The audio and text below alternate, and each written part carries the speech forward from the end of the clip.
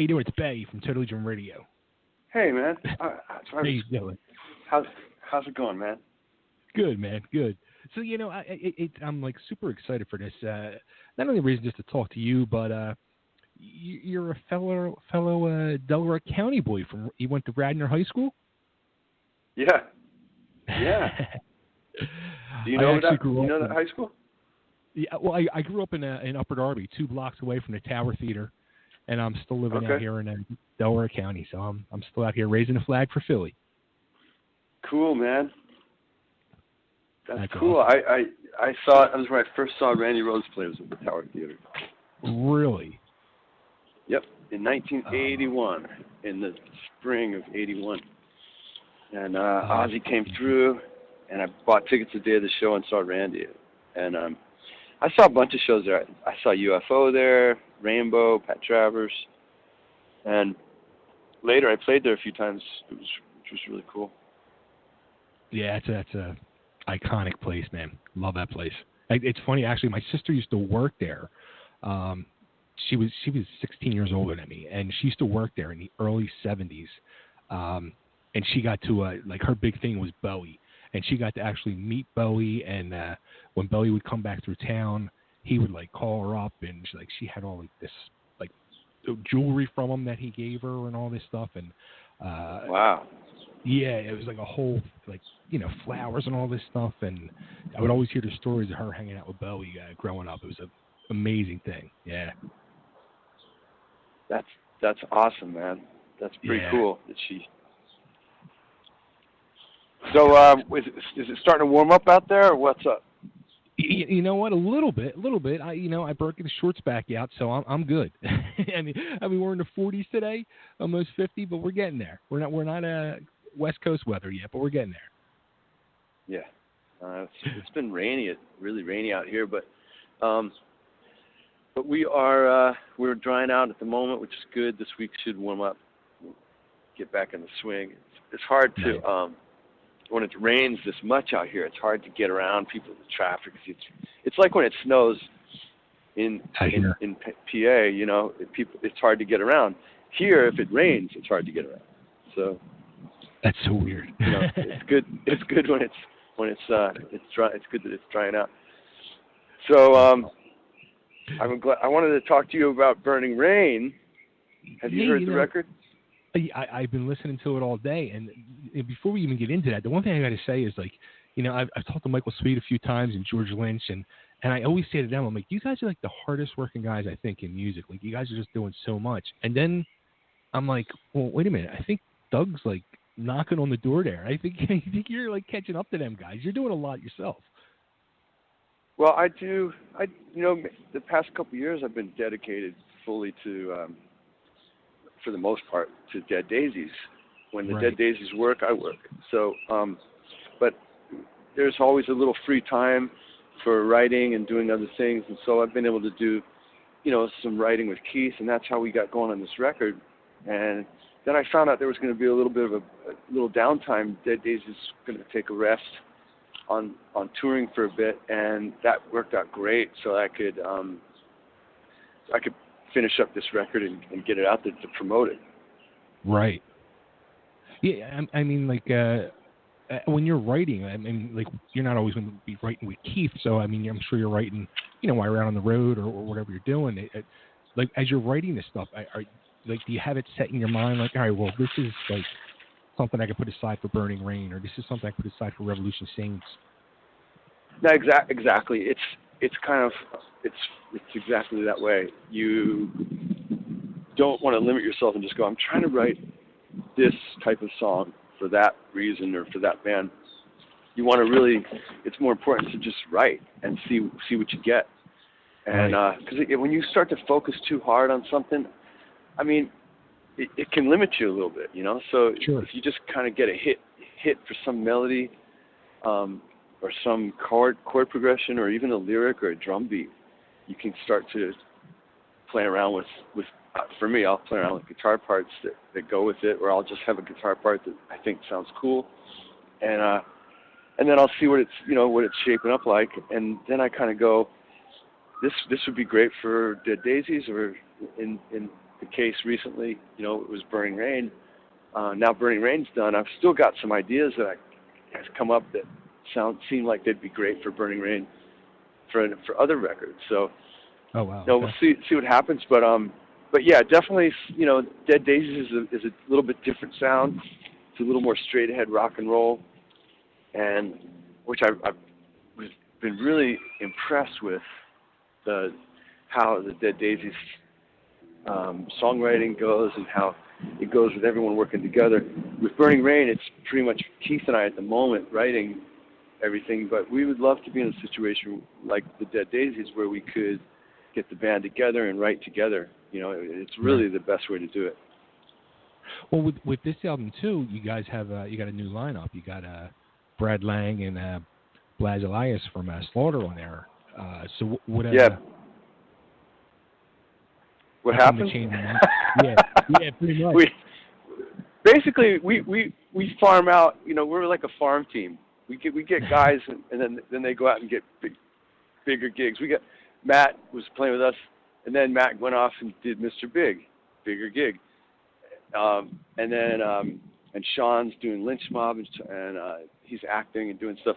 But to be honest and truthful, we wanted to find guys that we're excited about. You know, just really kind of focusing on Burning Rain because we really want to give it a shot. This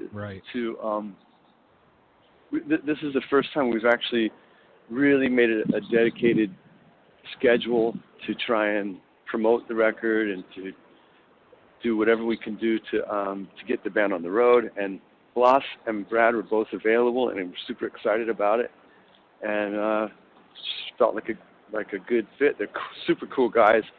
Brad plays great on the record, as does Blas, and they're both really gung ho. Especially Brad he's like, I'm ready. Let me know when. So nice. It's really cool to have that. And the other thing was that it was 5 years ago when we did the last record, or 6 years ago, and I was still in Whitesnake, so I couldn't really dedicate too much time to it. Right. So of course, you know, when other gigs come up, guys are going to take them. That's what happens, you know. And I was really excited for Matt, and when he got the Mr. Big gig, it was, I mean, unfortunate for about the reason that he got it, but right. You know, I had gotten a call about, you know, was there somebody that I would recommend for that gig, and I recommended Matt, and he got it. It was great. Nice. Do you think, you know, it sounds like you were saying how you guys are really putting aside the time this time around to really promote it. I know you guys got some acoustic dates over in Europe, and you got the date at Vamped up coming up for the record release party. Do you think that's more motivated you more to, you know, because now you have the time to focus on it and possible, you know, live shows and stuff like that? You think it's more of a motivation this time around as well? Yeah, I think so. I think, you know, that somebody said to me yesterday, you know, I come in and I'll join a band like Whitesnake or Dio, and I'll do my part, I'll do my best to, like with Whitesnake, I was really excited about kind of resurrecting Whitesnake after a long hiatus that the band took, and trying to help. Eventually, you know, I was able to convince David, let's get some new music going, and that was really cool, and I was really proud of what we did together. But it's still his band, and this is a band that is Keith and mine, and so we're kind of. Somebody said, you know, this is really an opportunity for you guys to, for the first time, to really work your band, and I thought that's a good point. You know, it's time that we do that. So that's what we're going to try and do, is get out there. We're going to go over to Europe, do an acoustic run to kind of promote the record and whatnot, and then eventually we'll be back in Europe doing proper full band dates. We've got the Frontiers Fest that we're going to do, and that'll be cool. That's at the end of April, so we'll let the record marinate for a little bit after that, and then we'll hopefully get back over there in the fall when Dead Daisies take another break. You know, I like the sound of that, how you said let it marinate for a little bit, because I see so many bands these days like putting out like instant video, single, and nothing gets time to like breathe or marinate. It drives me insane. Well, that's interesting. I don't really use that word but I just think it's good to let the record kind of do what it's going to do and let people get some interest in it. It gives us a chance to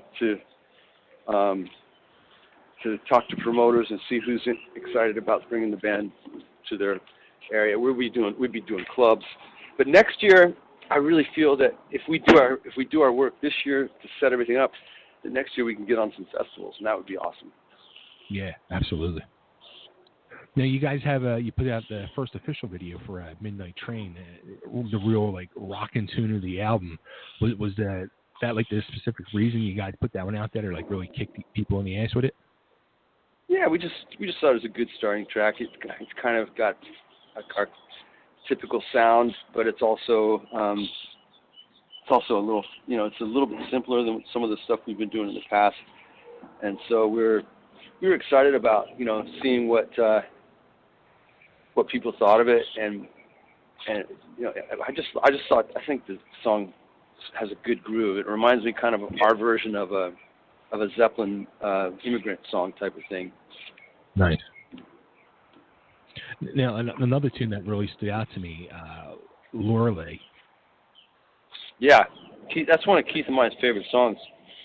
Lorelei. It's just I had mentioned to Keith, let's try and go a little deeper on some lyrics. Let's try and do some other things, and he went for it and put together, an amazing. I think it's a killer lyric on that song.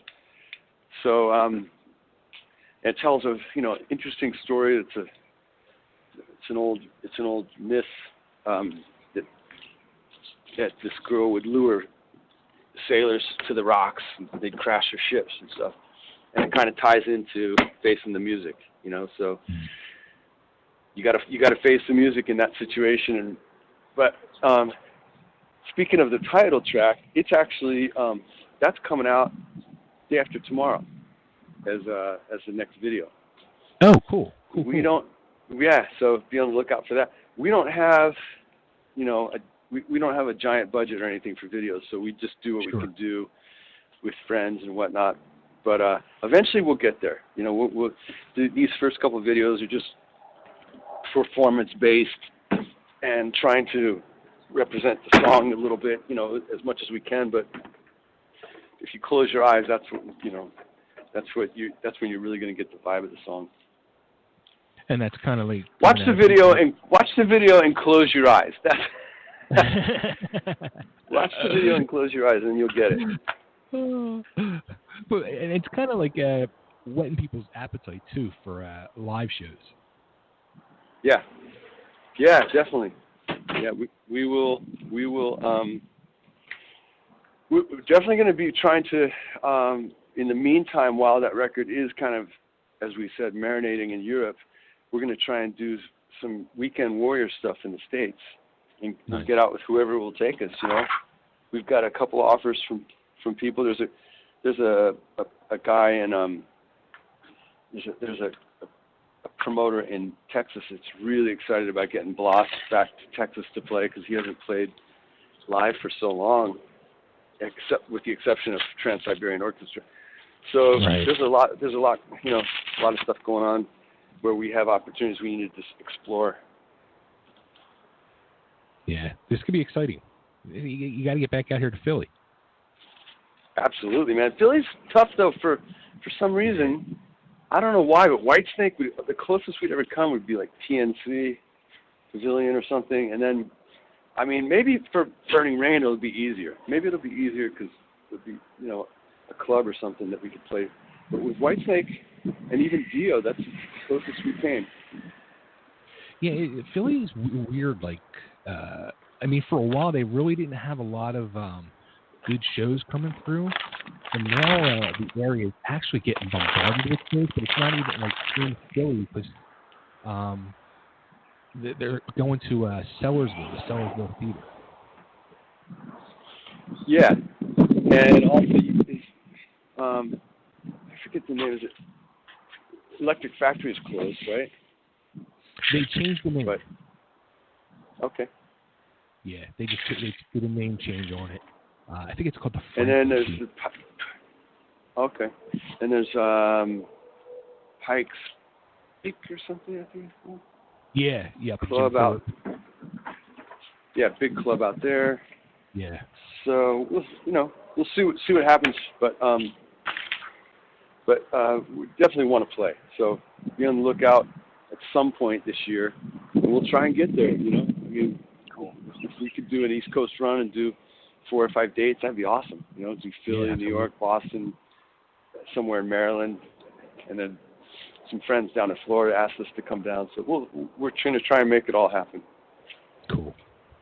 So the album actually comes out March 22nd. So what's that? 10 days next Friday, is it? Yeah, next Friday. Yep. Yeah. Cool. So where should we send everybody to find the album, get the album? Because there's going to be there is physical copies. Amazon's probably the best thing at the moment, but you can always go to the Frontiers SRL website, Frontiers Records SRL, and but you can also just Google Burning Rain Face the Music, and the links will come up there. Also hit us up on social media too. If you type in Burning Rain Official on Instagram or Facebook or whatever, you'll find us. Well, Doug, before I let you go, actually, I got to ask one goofy question, one kind of serious question, goofy question. So, back in '82, you auditioned for KISS, and the goofy thing that came to my mind is before you did the audition, like, in case you got the gig, did you practice walking around the platforms? No. Did that scare you at all? No. I never even got that far. I mean, I never even thought that far. I was just. It was weird, man. It's like you think of when I was a kid. I came out to California when I was 18, and to think that I'd be a kid playing in the clubs in LA.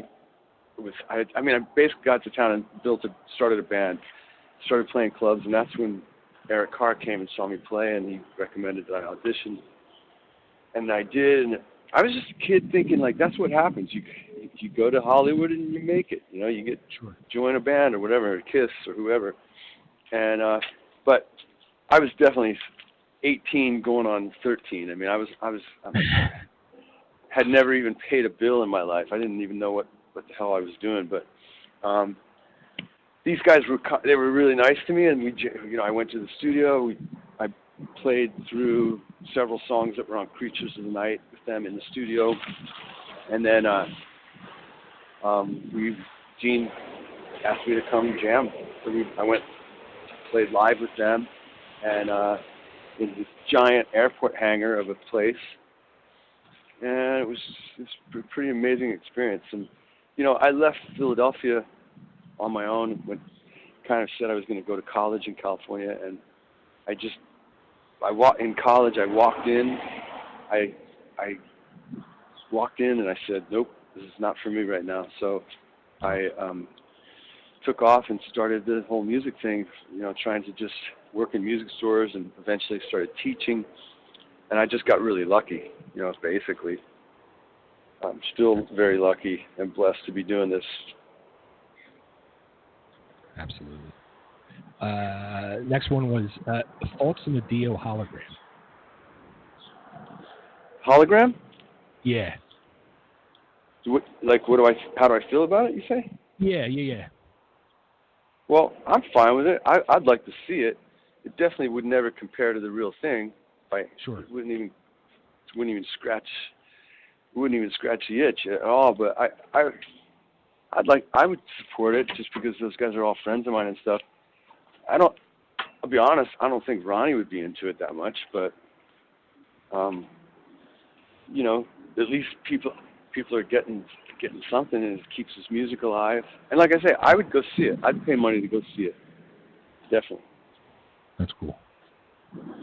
Cool. And the last thing is, if you can just cut an ID for me, You can spruce it up however you want, but this is Doug Aldrich, and you're listening to Totally Driven Radio. Yes. Hey, guys, this is Doug Aldrich from Burning Rain and Dead Daisies, and you're listening to Totally Driven Radio. Turn it up. Awesome. Should I do it? Is that good, or should I do it? Yeah, I can edit that out. That's awesome. Thanks, man. Okay. I really appreciate it. Great talking to you, Doug. Thanks, babe. Really appreciate it, man. And go Eagles. See what happens. Absolutely. What do you think of Deshaun Jackson coming back? I didn't even know that. When did that happen? Trade yesterday. He got traded back. Wow, that's awesome. Yeah. My daughter still has his jersey. That's so cool. Oh, that's awesome. Yep. Yeah, I didn't know that. That's a good sign, man. Did he ever play with Carson? I don't know. No, he did not. That'll be interesting. Yep. I know. Yep. We'll see what happens, but I hope that we can have a stronger start this year than we did last year. We made it happen, got in the playoffs. That was cool, but yeah, it was irritating in the first half of the year, though, right? It was very frustrating. It was like that was like traditional Eagles fans material. It's like, okay, they're just here to piss us off. but anyway, go Birds. So, Bay, thank you so much, bro, and I hope you enjoy the record, and thanks for helping us push it out there. Absolutely. Take care, man. Hope to see you in Philly soon. Thanks, brother. Okay, bye. Bye.